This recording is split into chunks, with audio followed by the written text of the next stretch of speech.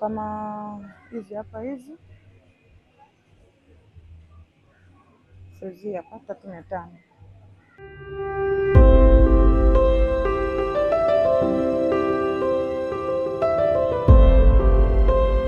Ndoto zilizojengwa sokoni.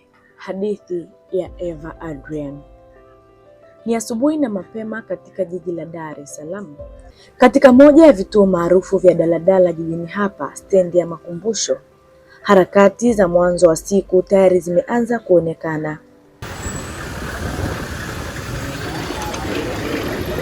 Lakini nyuma kidogo ya kituo hiki chenye pilika kuna eneo jingine ambalo si kila mtu hulitazama kwa makini. Ni soko dogo, lakini ndani yake lina hadithi nyingi za maisha ya watu. Ndani ya soko hili la Makumbusho, katikati ya meza zilizojaa mboga na matunda, tunakutana na kijana mwenye tabasamu la utulivu, lakini macho yaliyojaa matumaini. Ndiyo, jina lake ni Eva Adrian. Ni binti wa miaka 25. Ni mama wa mtoto mmoja. Anaishi peke yake na anamlea mtoto peke yake. Ni biashara wa Makumbusho wa mboga. Nilianza mwaka 2023 mpaka sasa ni miaka 3. Mimi ni mama wa mtoto mmoja. Lakini katika udogo huo, maisha tayari yamemfundisha somo kubwa kuhusu uvumilivu na kujituma. Kuhusu elimu yangu nimeisha form 4 na ndio ikabidi niingie mtaani. Kama hivi tuna hustle, basi maisha yanaenda. Eva ni mwenyeji wa Iringa, lakini safari yake ya kuja kutafuta maisha katika jiji la Dar es Salaam haikuwa rahisi kama wengi wanavyodhani. Wakati alipoamua kuondoka nyumbani na kuanza maisha yake ya kujitegemea, si kila mtu katika familia yake alikubaliana na uamuzi huo. Kwa baadhi yao haikuwa rahisi kumwona binti mdogo akiondoka nyumbani kwenda mjini kufanya biashara peke yake. Waliofia usalama wake, changamoto za maisha ya jiji na hata uwezo wake wa kuhimili maisha ya kujitegemea. Kwa muda Eva alijikuta akilazimika kupambana si tu na changamoto za maisha, bali pia na mashaka ya watu wake wa karibu. Mimi ni mwenyeji wa Iringa. Kwa biashara hii mwanzo kwa kweli kwa sisi wanawake, mpaka mzazi au mlezi wako ajue kabisa kweli unafanya biashara fulani. Mimi kwangu mimi ilikuwa changamoto sana, kwa sababu ilikuwa inatokea hata kama nikiwepo huku, ikifika labda likizo nikisema huu mwezi wa 6 labda nipeleke niende nyumbani, labda niende nikasalimie. Ukifika kule unaulizwa unafanya biashara gani? Unawaelezea na kwa biashara gani unafanya? Ndio unalipa kodi, ndio unamsomesha mtoto wako? Naambia ndio. Kwa mwanzo ilikuwa changamoto sana. Kwa hiyo nilikaa kama vile hawakuamini nini. Lakini sasa hivi kwa kawaida. Lakini Eva aliamini kuwa maisha bora hayawezi kujengwa kwa hofu. Kwa ujasiri na matumaini aliamua kusimama na uamuzi wake, akichagua kuja Dar es Salaam na kuanza upya akiwa na mtaji mdogo lakini ndoto kubwa moyoni. Kupitia biashara hii ndogo ya mboga na matunda, Eva ameweza kulea na kusomesha mtoto wake ambaye kwa sasa anasoma darasa la 6. Mimi na mtoto mmoja ambaye namsomesha kwa kupitia biashara hii. Nalipa kodi. Najilipia kodi nani. Ndio hivyo. Nasomesha. Na kuwahudumia wazazi pia. Safari ya Eva huanza kila siku saa 11 alfajiri. Kila siku alfajiri huelekea sokoni Ilala. Nafuata mboga muda wa saa 11. Nafuata Ilala sokoni ambako tunanunua bei ya jumla. Ni safari ya kila siku inayohitaji nidhamu na uvumilivu. Lakini kama ilivyo kwa wafanyabiashara wengi wadogo, changamoto hazikosekani. Changamoto kubwa anayoipitia kama mfanyabiashara mdogo ni kupanda na kushuka kwa bei ya mboga. Bei zikiwa juu sana, wateja wanalalamika, vitu vinaharibika mapema. Kuhusu bei, nyanya zinapanda na kushuka. Nyanya ni ghali sasa hivi, tunanunua tenga 70, 80 mpaka likafikia hapo naweza kufika 90. Maana changamoto ni usafiri. Kwa hiyo tofauti na zamani kipindi cha nyuma, miezi 2 iliyopita, kwa tunanunua nyanya tenga 20, 30, imepata sana ni 50. Kwa hiyo bei zilikuwa ni za kawaida, hata kumhudumia mteja analipika. Lakini kwa sasa hivi biashara imekuwa ya nyanya. Sasa nyanya imekuwa biashara shida sana. So unaweza kumhudumia mteja akakona, yaani kiufupi ndio hivyo biashara. Wakati mwingine kukumbana na changamoto ya usafiri, hasa nyakati za mvua. Kipindi cha mvua bei ya usafiri huwa ghali sana, na hivyo lazimika kuingia gharama ya ziada kusafirisha mzigo kutoka soko la Ilala mpaka soko la Makumbusho. Lakini hata katika hali kama hizi, bado Eva hujitokeza sokoni kwa sababu anajua kuna mtu anamsubiri nyumbani. Nyota za usafiri ili inategemea na mwenye pia wateja wako jinsi. Kwa mfano mimi na wateja asubuhi, kwa hiyo inabidi niwahi kwenye magari nipakie mzigo wangu nifikishe hapa. Kuna muda ndio hivyo nauli unapatishiwa inakuwa kubwa zaidi, muda mwingine ndio hivyo usafiri unakuwa kawaida. Hivyo wakati wengine wakitunza fedha zao kwa njia ya benki na mataasisi makubwa, Eva yeye amejifunza kupanga fedha zake kwa njia ya vikundi vya kuweka akiba vinavyojulikana kama mchezo.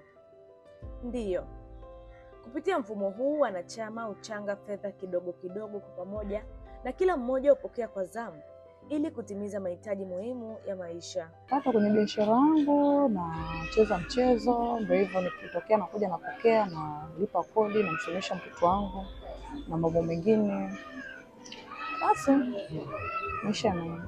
Kwa sasa Eva hulipia meza yake ya biashara kila siku shilingi 1,000, na hata siku ambayo hajafanya biashara, malipo hayo bado yanatakiwa kufanyika. Ni fedha ndogo kwa kuitamka, lakini kwa mfanyabiashara mdogo ni sehemu ya mapambano ya kila siku. Ulipaji wa kodi tunalipa kwa siku, lakini kwa mwezi, kwa siku, kwa mwezi, ni wewe jinsi utakavyolipa, lakini ulipaji wa kodi serikalini ndio uko hivyo. Kwa hiyo kuna kulipa kwa mwezi, kuna kulipa kwa siku. Nalipa kwa siku shilingi 1,000.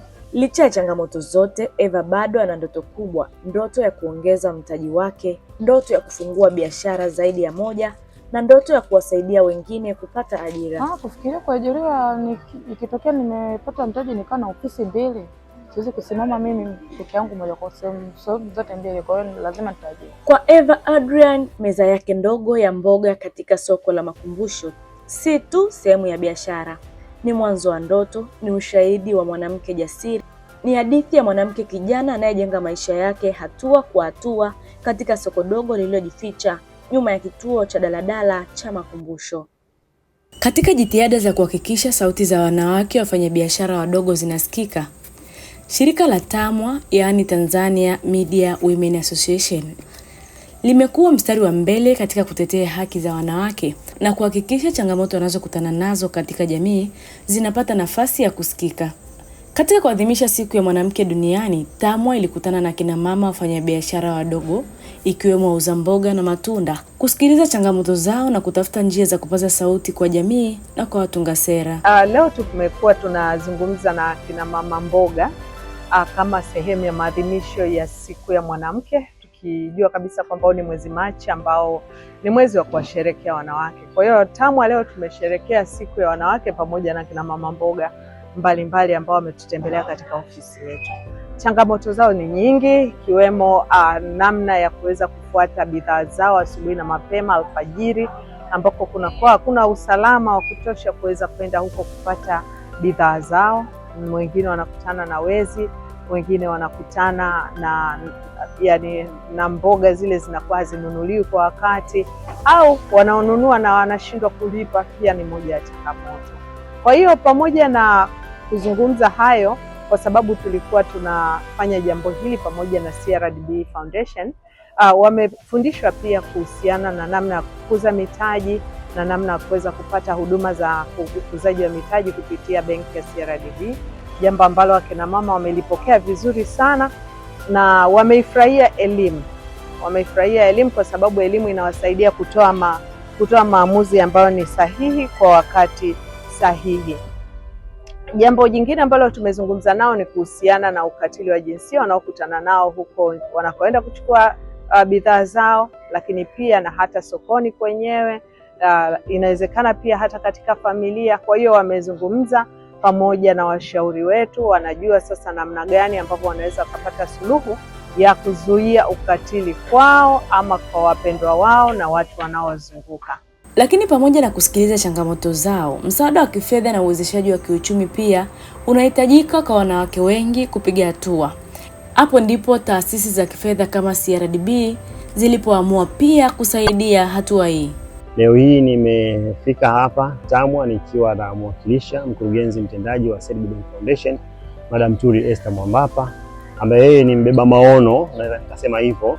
Lakini leo kitu kikubwa ambacho mimi pia nimefurahi, tumeweza kukutana pia na wajasiriamali wadogo ambao wanajishughulisha na ujasiriamali katika mboga mboga. Hawa ni watu ambao ni muhimu sana kwenye jamii yetu. Hata pia afya ambazo tunaona zinaimarika siku zote, zinaimarika pia kwa kupata chakula kizuri au mboga nzuri kutoka kwao. Lakini mambo mengi makubwa ambayo yameweza kufanyika leo, moja imekuwa ni kauli mbiu yetu ya siku zote ya kutoa elimu kwa wajasiriamali, ikiwa ni lengo la kuwajengea uwezo wao kuendeleza ujuzi katika kile wanachokifanya, hasa kwa kutoa elimu ya fedha, elimu ya ujasiriamali, na pia tumeahidi kutoa ushirikiano wa hali ya juu kwa kile wanachokifanya. Lakini katika maono yetu tunaamini kabisa huwezi ukamwezesha mtu kwa kumpatia elimu ya fedha, elimu ya ujasiriamali bila kumpatia mitaji. Watakwenda kupatiwa mitaji kwa level ile ambayo au kwa kiwango kile watakachokuwa kikihitaji kulingana na uhitaji wa biashara zao.